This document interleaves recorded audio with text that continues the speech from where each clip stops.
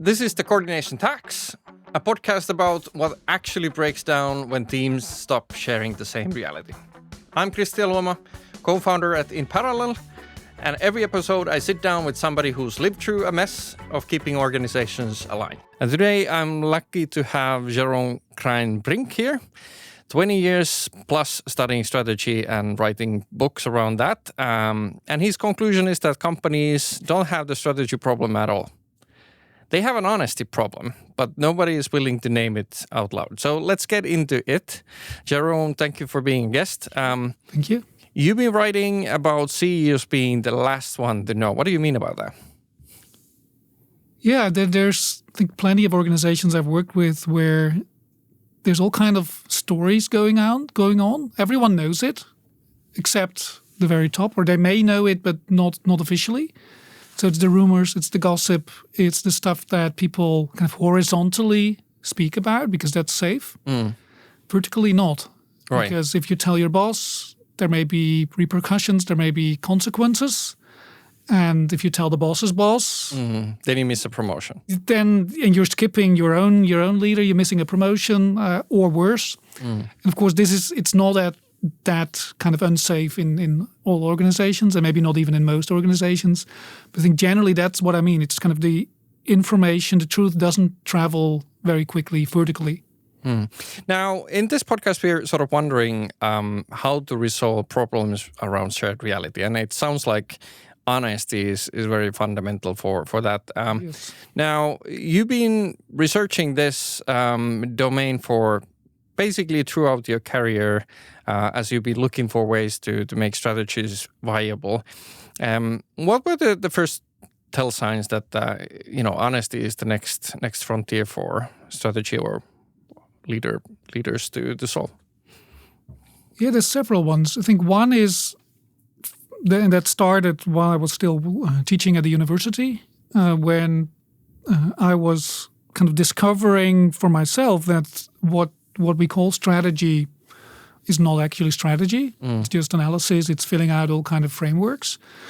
And somehow those frameworks were supposed to capture the truth, the reality, but apparently not very effectively, because we had to have more and more and more. Like the average textbook was about 100 different frameworks, somehow to figure out the honesty, the truth, the reality. Right. So apparently we've been, as people in strategy, worrying about this a lot, but not solving it in the right way. So that was probably my first epiphany. I thought, okay, we have to do this differently. And I think part of it is relying too much on numbers, on dashboards, on anything quantifiable, and thereby ignoring the actual story. So that has influenced my whole approach in working with clients, and also the approaches in my books on how do we do this in a much more human way, where people can bring in their judgment, their opinions, their subjective viewpoints, which, and that's my experience, usually gets much closer to the truth than the official numbers. Right. So within your books about strategy, which I really do love because they are what I would consider original thinking, very controversial, all about unlearning a lot of the accepted practices as you lay out. One of my favorites is 1 Hour Strategy, where you literally are, in a novel form, giving power to the depth of the organization to understand where holistically we're going wrong and what we're doing right. Why is it that this information, why do we have this tendency that leaders are only right and strategies are formed only at the top? Why? Why do we have that? That's almost a philosophical question, or probably historical question. Yeah. If you can probably trace it back to the Enlightenment, when we've kind of separating. Now we're going deep. Yes, separating mind from body, self from others, human from nature. So the whole dualistic thinking, I think that has created the whole idea that there is kind of a brain controlling everything else, and we've literally used that terminology and that metaphor to build organizations where the thinking had to be done at the top, and then so the head was at the top, and then the hands were the rest, and in between there were walking heads of managers. So I think that is causing. I think we still attach very much value to that metaphor of organizations in the language we're using, in the way org charts are built. So that creates this whole idea that the thinking has to be done just at the top, which means that that's the place where the information needs to be, where the decisions are made. Anyone else just has to obey. And I know this sounds a bit old-fashioned and this is too black and white, but it's still very influential. And the whole idea that strategy could be something for everyone in a company, to many people that sounds pretty absurd. Or the whole idea, and it's also a matter of where is responsibility, because for me, and what I mean with the 1 hour strategy is the whole idea that everyone in their job has a responsibility to think about their job strategically. Like whether you're a team lead, a division leader, or even an individual contributor, you need to have an honest look at where you stand, where your job stands, how that kind of plays a role in the organization, in the world around you, and have the responsibility to prepare for the future. So at that level, you also need that information, and not just at the top. And I think that's what the 1 hour strategy has become, is kind of how do we create a system, how do we create an organization where all of that aligns, where people have the responsibility themselves, where they're honest with themselves about their situation, and how does that align with the levels above, and how does that align with the entire organization. So I heard you speak recently, and you mentioned, the statistic we've all heard, 50 to 90% of strategy execution fails. But you also mentioned that 13% of European workers are engaged with their work. Yeah, apparently. That's a surprising number to me as well. It's like Gallup research from 2024, if I'm correct. Probably not much different today.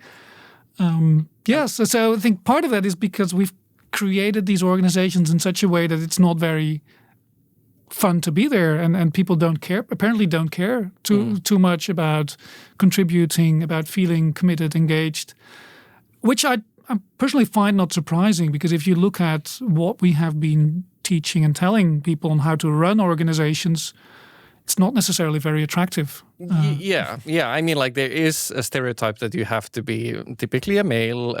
You have to have a big ego. Yeah, you have to be dominant. You have to know it all. You have to make the decision. You have to need the power. So I wasn't surprised, based on that backdrop, hearing you quote another statistic. 1% of employees feel extremely confident voicing concerns in crucial moments. Yeah, it's a statistic. It's not scientific research. Sure. So there's probably a lot of bandwidth here, but let it be 10%. It still means 1 out of 10 people has the courage to speak up, which I find astonishing. And also, I understand that it's a very clear sign that we have created organizations in which being honest is not rewarded. On the contrary, it's rational to be not honest, to hide the truth, because if it's not in your personal interest, you may be punished, or someone else may kind of take it and then kind of claim the benefits of that. So that's for me really an astonishing number. It's horrible. I'm beginning to think that, like, if that's the reality, maybe we should try to rename the podcast into something different. Like, there's nothing to coordinate if people are not engaged, if they are not bought in, and that's a really difficult situation to rectify. Yeah, but maybe the coordination is part of it. Like how do you coordinate this in a way where I don't know your view on what coordination in the end is, but coordination is basically organizing. Is how do you make sure that a group of people works together? Yes. And this is exactly where the problem and the solution is that we have found ways to coordinate that doesn't work so well, that don't work so well, and we can probably do slightly better or more than slightly better. For sure. So in your works, in your terms, honesty cap is going through, not facing the facts and realizing what's going on. And you mentioned that it often starts from the top, or exclusively. Can you give us a practical example of how that looks like from the point of view of company success versus working within the company? maybe what I find a pretty extreme example of a company I've been working with very recently is a CEO that really was not willing to admit the truth about himself. It was a he, about the team around him, about the company. So he was very much a dashboard guy, relying on basically two numbers: Right. revenue, operational or operating profit, which are very unreliable numbers because there's whole stories behind that, and it's a lagging indicator. And so that was his story. Those are black and positive, so we're doing great. Anything else just did not exist. It was complete denial of, and at the same time, because I've been working with this company a little time now, I've been talking to lots of people in around him, with him, also with the executive team, with kind of the middle managers. So let's say the top 30 of the organization, and I heard a totally different story. Like almost like words like we're a sick company. We have a sick culture. This is the black period in history. It's a company like over 100 years old, broken. Like people were kind of utterly frustrated, and they had pain because they saw so much more potential in the company, but their story was not heard. And I think so. That's unfortunately not an exception. No, I feel like I've seen that company from inside as well. Like I think we all have at some point. Yeah, it's where like people are they and of course it's always easy to blame the top leadership, and they may not even be the ones to blame to cause this because there's history. Like if you have a company that's over 100 years, there's always previous leaders. There's a culture has emerged, and that's often why this is also such a difficult problem, can be a difficult problem to resolve, because there's history. People don't forget like a leader from 10 years ago. If that leader has been extremely unfair, right, that kind of gets into the DNA, gets into the blood of and the veins of a company. And before people then again open up and dare to be honest, you can be a new leader who is radically different, but still not being able to break that past. So I can probably talk the entire podcast about that company because it's very recent, very, very, very vivid in my memory as well. What were the first early tell signs? I understand that like you've been working with companies and their leadership for 20, 25, 30 years. So this comes from a depth, but like this thesis for Honesty Gap is relatively recent. So what does it feel like to meet a company that isn't being honest to themselves? I think there is, two moments actually before we even started. One was the first 3 seconds we met on Teams. You immediately sense there's something off. Right. It's how people show up, their faces, their look. You know they're not honest. It's you're speaking with their ego and not with the person. Because if you speak to the person, there's kind of a certain calm. There's kind of a natural conversation, and this was very artificial. So in hindsight, I probably should have been more aware at that point, or taking that signal even more seriously. So that's my own lesson. Second event was also, I think it's still before we signed the contract, was where I had sent a kind of a confidential email to the CEO, and he had forwarded that to someone else, like the project manager who would have been involved in the project. I had not actively labeled the email confidential, but it was obvious because it was about that other person. Right. So those were two small incidents that should have been more of a red flag than I was aware at the time. Right. Fundamentally, every leadership problem starts from the top, or every problem in company can be attributed to the poor performance of leadership. Intuitively, these are things that we sense when we meet companies or if we work in one. But like you've been working now on diagnostics that may give leaders a better control over how they're doing. So how does that work? Yeah, I don't know whether control is the best word, but at least more influence on what they're doing. I call that, the framework is called PACE. It's an acronym for Purpose, Awareness, Connection, and Energy. And you may wonder, like, what's the link with honesty? Because honesty is kind of having the right information at the right place. Yeah. Now, honesty means like being authentically yourself. So integrity, authenticity, self-awareness, trust, relationships, compassion, all that. So it's a much more human core concept than just kind of correct information. Right. And so that's what purpose, awareness, connection, energy stands for. And what it reflects is, and then let me just go through them all four. Purpose means like giving meaning to what people are doing. Right. And if it's one important condition for being honest, that you care about being honest. So if you don't care about the purpose of an organization, why would you take the effort? Why would you take the effort to speak up? Yeah. So the more you care about the cause, the purpose, the why, whatever we call it, the more you care, the more the organization helps you develop and grow. So the more you buy into what this organization is doing, the more likely you're honest because you care. Awareness is another condition. Is to be honest, you actually need to be pretty much aware of what the truth is, and I mean true with a small t, not with a big T. You need to know yourself. You need to know yourself, your own blind spots, your bubbles, your biases, because we all have them. Right. And I think what we see so much around us is people kind of not willing to admit that their perspective is very biased, very limited.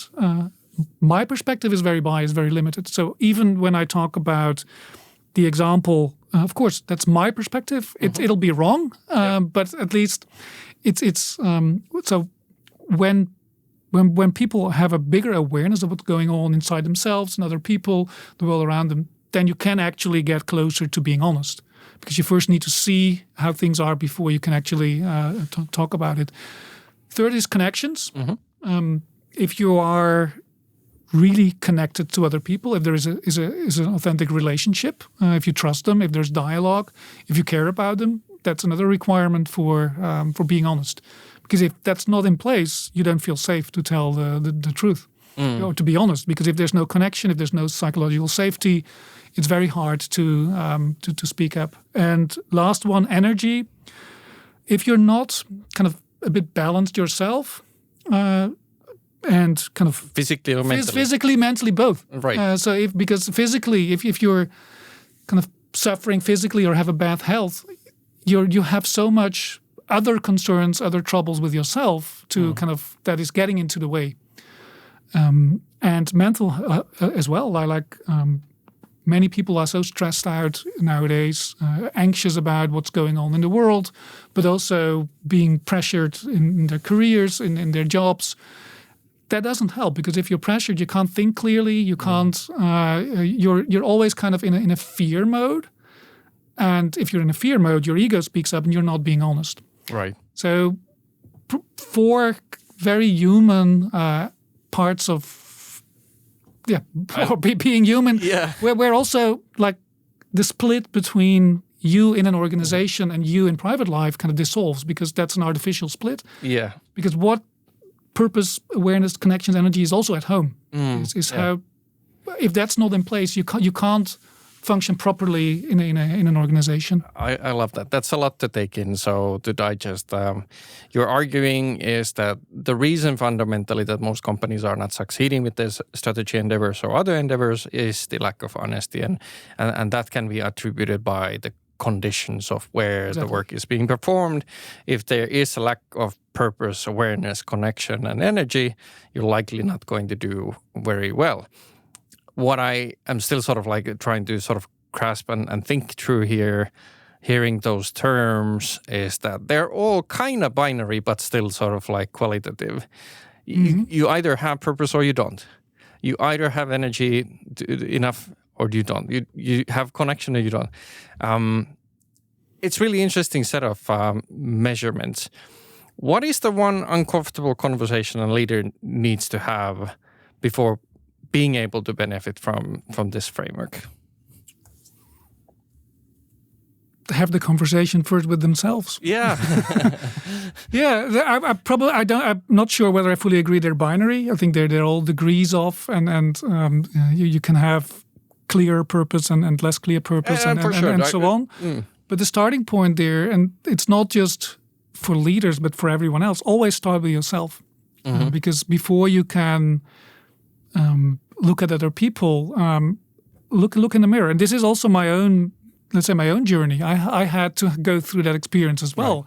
Like, and part of the reason I'm doing what I'm doing now, I try to practice what I preach, is apply these frameworks to myself. So my question was also, am I living up to my purpose? When I do just strategy work, when I help companies develop new plans, how does that align with my purpose? So my conclusion was no. It may be part of it, but it's not enough. Because oftentimes I'm not resolving the real problem. So that has driven my search to, okay, what is the real problem? In many cases, I think that's the honesty problems. And I think that's what applies to leaders as well. Think about, truly reflect on what's your purpose, truly be honest about your awareness. Are you critically looking in the mirror? Are you telling yourself lies? Connection, truly looking at how are you doing with your relationships in the organization, but also at home with your spouse, your partner, your children, your family, your friends. Because that often is hugely affected by stress at work, showing up at work, performing at work, pretending at work, showing up in some role because you have to play a role, because you have a certain reputation and so on. At home, you kind of become the angry, frustrated, irritated, tired person. Yeah. So look, and also there, I can speak from my own experience. So look at home as well, and then that directly connects to the energy part as well. Like, where are the energy drains in your own life? Is it maybe it is your work? Maybe it's the way you're doing your work. So that's where it starts for anyone listening. It always starts with yourself. Because if you're not in the top leadership, it's very easy to point upwards. Yes. But you shouldn't, because in your role, and that kind of aligns with the theme of the 1 hour strategy, it's always your own responsibilities to start with yourself. Just like in airplanes, Yeah, exactly. You can't help others if you haven't helped yourself. That makes absolutely sense. Well, in the point where you've come to an enlightenment and you see it more clearly, you've overcome that. What might you do with your team that has stopped telling the truth? Or will it be resolved automatically once you start to be a bit more vulnerable to yourself and to others? Not automatically, no. Yeah. No. It's a necessary condition, but not enough. Think start the conversation. Think so carefully, and of course that's very self-serving, but maybe invite someone who can facilitate that, because that's also my experience. Because sometimes it's safer if there's someone external in the room who can kind of moderate, who can kind of also stop some people saying certain things. So invite a coach, invite whatever you call them, to kind of first with yourself, then with your top leadership team, have that conversation, maybe not at work, maybe somewhere else. Make sure that whatever you feel you have to tell, that you can open up. Because that's also my experience. It can be such a liberation, such a relief, that because people have been kind of pretending and hiding for... Nothing as taxing as that can be. Yeah, it's such a drain. So that's kind of... So it's like be the drop in the water, so be the first cause in the ripple effect, but then help the people around you, and then they can help the people around them. I think that's a good approach for this, which takes a while. Yes, absolutely. How can people learn more about this methodology and your thoughts? First, spell my name correctly. Search me. Yes. Go to my website. Find me on LinkedIn. I think that's for now, because there's not, other than LinkedIn posts, not so much visible yet. A book will come someday, but I'm not going to announce a specific date because that's far too early. I think that's the easiest way. Reach out to me if you want to hear more. Super exciting. Thank you so much, Jeroen. This was the Coordination Tax. Thank you.